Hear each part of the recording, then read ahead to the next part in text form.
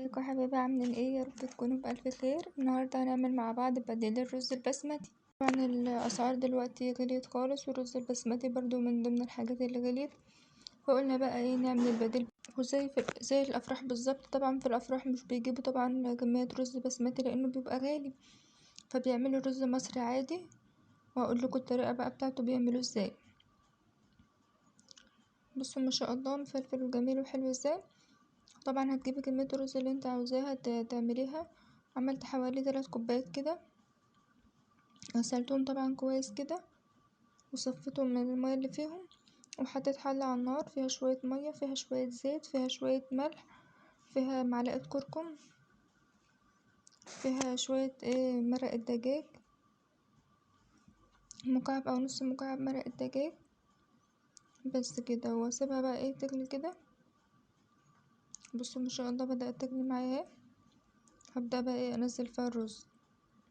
طبعا في ناس بتقطع عليه فلفل وناس بتقطع عليه بصل، بس انا عملته كده لان اللي حاسه ان الفلفل والبصل ده لو هو بيته لتاني يوم مش هيكون حلو، فما حبيتش ان انا اضيف عليه فلفل او بصل. بصوا ما شاء الله الكركم عامله ازاي.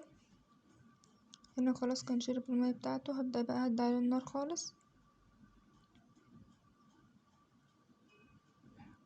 بصوا ما شاء الله جميل. هبدأ بقى اقلبه كده كويس وهدي عليه النار خالص.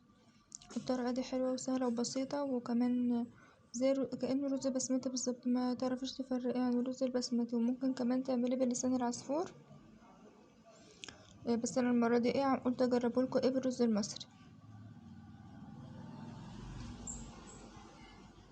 بصوا ما شاء الله جميل ومفلفل وحلو قوي.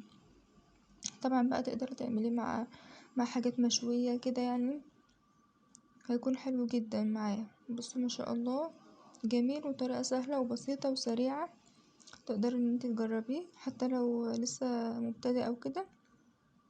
وان شاء الله هعملهولكم مرة بلسان العصفور، هيكون كمان ان شاء الله يعني احلى من الرز المصري. بس الرز المصري برضو عادي شغال يعني، الافراح اصلا بيعملوه بالرز المصري. جربوا بقى الطريقة دي وقولوا رأيكم في التعليقات، وما تنسوش بقى اللايك والاشتراك في القناة وفعلوا زر الجرس عشان يوصلكوا كل جديد. السلام عليكم.